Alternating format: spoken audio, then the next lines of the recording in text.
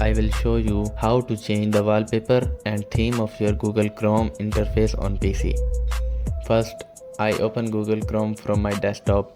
Then I clicked on the three dots at the top right corner. From the drop-down menu, I hovered over More Tools and then clicked on Customize Chrome. Next, I clicked on the Change Theme button.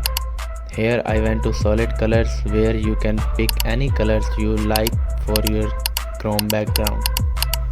Then I clicked the back arrow and selected Rising Artists. You can also choose any artwork from here. After that, I went back again and selected Landscape. This section lets you choose beautiful scenery wallpaper. Finally, I clicked the back arrow once more and choose Upload an image, which opened my file manager. From there, I selected a custom image from my PC and instantly became my Chrome wallpaper. If you found this tutorial helpful, don't forget to like, subscribe and press the bell icon so you never miss my next tech guide.